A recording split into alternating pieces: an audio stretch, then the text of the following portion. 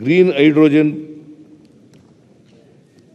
ಭವಿಷ್ಯದ ಇಂಧನ ಖಾಸಗಿ ಬಂಡವಾಳವನ್ನು ಈ ವಲಯಕ್ಕೆ ಆಕರ್ಷಿಸಲು 300 ಕಿಲೋವ್ಯಾಟ್ ಸಾಮರ್ಥ್ಯದ ಗ್ರೀನ್ ಹೈಡ್ರೋಜನ್ ಸ್ಥಾವರವನ್ನು ಪ್ರಾಯೋಗಿಕವಾಗಿ ಅಂದಾಜು 10 ಕೋಟಿ ರು ವೆಚ್ಚದಲ್ಲಿ MNRE ನಿಧಿಯಿಂದ ಸ್ವಯಂ ಸುಸ್ಥಿರ ಘಟಕದ ಆಧಾರದ ಮೇಲೆ ಕ್ರೆಡಿಲ್ ವತಿಯಿಂದ ಅನುಷ್ಠಾನಗೊಳಿಸಲಾಗುವುದು ಮತ್ತು ಗ್ರೀನ್ ಹೈಡ್ರೋಜನ್ ನೀತಿಯನ್ನು ರೂಪಿಸಲಾಗುವುದು. ಕ್ರೆಡಿಲ್ನಿಂದ ಪ್ರತಿ ಎಸ್ಕಾಂ ವ್ಯಾಪ್ತಿಯ ಆಯ್ದ ಒಂದು ಹಿಂದುಳಿದ ಗ್ರಾಮದಲ್ಲಿ ಪ್ರಾಯೋಗಿಕವಾಗಿ ಮೈಕ್ರೋ ಗ್ರಿಡ್ ವ್ಯವಸ್ಥೆಯ ಮೂಲಕ ಬ್ಯಾಟರಿ ಶೇಖರಣೆಯನ್ನು ಹೊಂದಿದ 500 ಕಿಲೋವ್ಯಾಟ್ ಸಾಮರ್ಥ್ಯದ ಸೌರ ಘಟಕದ ಸ್ಥಾಪನೆಯ ಮೂಲಕ ಸದರಿ ಗ್ರಾಮಗಳನ್ನು ಸ್ವಾವಲಂಬಿ ಗ್ರಾಮಗಳನ್ನಾಗಿ ಮಾಡಲು ಉದ್ದೇಶಿಸಿದೆ.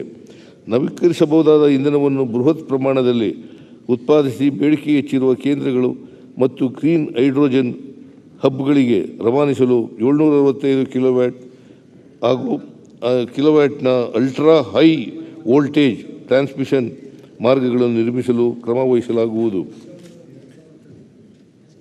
ಪ್ರಸರಣ ಮಾರ್ಗಗಳ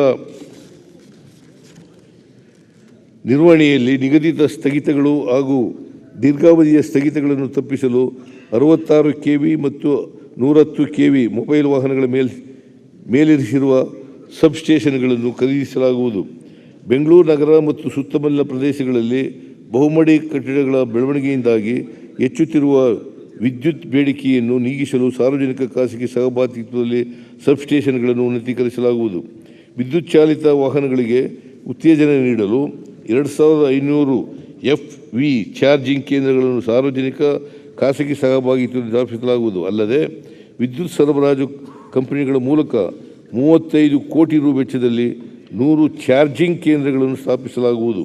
ಲೋಕೋಪಯೋಗಿ ಪ್ರಸಕ್ತ ಸಾಲಿನಲ್ಲಿ ಕೆಶಿಪ್ 4 ಯೋಜನೆಯನ್ನು ಜಾರಿಗೊಳಿಸಲಾಗುವುದು. ಈ ಯೋಜನೆಯಡಿಯಲ್ಲಿ ರಾಜ್ಯದ ವಿವಿಧ ಜಿಲ್ಲೆಗಳಲ್ಲಿ 825 ಕಿಲೋಮೀಟರ್ ಉದ್ದದ ರಾಜ್ಯ ಹೆದ್ದಾರಿಯನ್ನು ಬಾಹ್ಯ ಹಣಕಾಸು ನೆರವಿನೊಂದಿಗೆ 5736 ಕೋಟಿ ರು ಮೊತ್ತದಲ್ಲಿ ಅಭಿವೃದ್ಧಿಪಡಿಸಲಾಗುವುದು. ರಾಜ್ಯದಲ್ಲಿ 1300 ಕಿಲೋಮೀಟರ್ ಉದ್ದದ ರಸ್ತೆಗಳನ್ನು 4000 ಕೋಟಿ ರು ವೆಚ್ಚದಲ್ಲಿ ಅಭಿವೃದ್ಧಿಪಡಿಸಲು ಪ್ರಸಕ್ತ ಸಾಲಿನಲ್ಲಿ ರಾಜ್ಯ ಹೆದ್ದಾರಿ ಅಭಿವೃದ್ಧಿ ಯೋಜನೆಯ ಹಂತ 5 ಪ್ರಾರಂಭಿಸಲಾಗುವುದು. ಬೆಳಗಾವಿ ನಗರ ಪರಿಮಿತಿಯಲ್ಲಿ ವಾಹನ ದಟ್ಟಣೆ ಮತ್ತು ಸಂಚಾರ ದಟ್ಟಣೆ ನಿವಾರಿಸಲು 450 ಕೋಟಿ ರು ವೆಚ್ಚದಲ್ಲಿ 4.50 ಕಿಲೋಮೀಟರ್ ಉದ್ದದ ಮೇಲ್ಸೇತುವೆ ಎಲಿವೇಟೆಡ್ ಕಾರಿಡಾರ್ ನಿರ್ಮಾಣ ಕಾಮಗಾರಿಯನ್ನು ಕೇಂದ್ರ ಸರ್ಕಾರದ ಸಹಯೋಗದೊಂದಿಗೆ ಕೈಗೊಳ್ಳಲಾಗುವುದು. ಬೆಂಗಳೂರು, ಮಂಡ್ಯ, ಮೈಸೂರು ರಾಷ್ಟ್ರೀಯ ಹೆದ್ದಾರಿ ಮೈಸೂರು ಹೊರವಲಯದಲ್ಲಿರುವ ಜಂಕ್ಷನ್ನಲ್ಲಿ ವಾಹನ ಸಂಚಾರ ದಟ್ಟಣೆಯನ್ನು ನೀಗಿಸಲು NHAI ಸಹಯೋಗದೊಂದಿಗೆ ಮೇಲ್ಸೇತುವೆ ನಿರ್ಮಾಣ ಮಾಡಲಾಗುವುದು.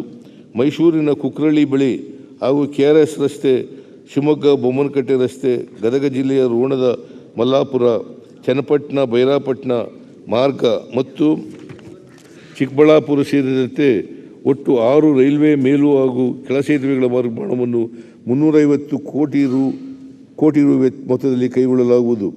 ಸಮರ್ಪಿತ ಆರ್ಥಿಕ ಕಾರಿಡಾರ್ಗಳು ಆರ್ಥಿಕ ಅಭಿವೃದ್ಧಿಗೆ ಪೂರಕ ಮೂಲಸೌಕರ್ಯ ಜಾಲವನ್ನು ಒದಗಿಸುತ್ತವೆ. ರಾಜ್ಯದ ಮೂಲಕ ಹಾದು ಹೋಗುವ ಮುಂಬೈ ಚೆನ್ನೈ ಕಾರಿಡಾರ್ನಲ್ಲಿ ನಾವು ಹಲವಾರು ಕೈಗಾರಿಕಾ ಅಭಿವೃದ್ಧಿ ಚಟುವಟಿಕೆಗಳನ್ನು ಕೈಗೊಂಡಿದ್ದೇವೆ. ಇದೇ ಮಾದರಿಯಲ್ಲಿ ರಾಜ್ಯ ಸರ್ಕಾರವು 2 ಆರ್ಥಿಕ ಕಾರಿಡಾರ್ ಅಭಿವೃದ್ಧಿಪಡಿಸಲು ಉದ್ದೇಶಿಸಿದೆ. ಒಂದು ಕಾರಿಡಾರ್ ಮಂಗಳೂರು ಬಂದರಿನಿಂದ ಬೆಂಗಳೂರುವರೆಗೆ ಅಭಿವೃದ್ಧಿಪಡಿಸಲಾಗುವುದು. ಇದರಿಂದ ಬಂದರು ಸಂಪರ್ಕ ಲಭ್ಯವಾಗುವುದಲ್ಲದೆ ಯುರೋಪ್ ಮತ್ತು ಮಧ್ಯಪ್ರಾಚ್ಯ ರಾಷ್ಟ್ರಗಳಿಗೆ ಸರಕು ಸಾಗಾಣಿಕೆ ಅವಧಿ ಗಣನೀಯವಾಗಿ ಕಡಿಮೆಯಾಗಲಿದೆ. ಇನ್ನೊಂದು ಕಾರಿಡಾರನ್ನು ಬೀದರ್ ಹಾಗೂ ಬೆಂಗಳೂರು ನಡುವೆ ಅಭಿವೃದ್ಧಿಪಡಿಸುವ ಮೂಲಕ ಕಲ್ಯಾಣ ಕರ್ನಾಟಕ ಪ್ರದೇಶದ ಆರ್ಥಿಕ ಅಭಿವೃದ್ಧಿಯನ್ನು ಚುರುಕುಗೊಳಿಸಲಾಗುವುದು.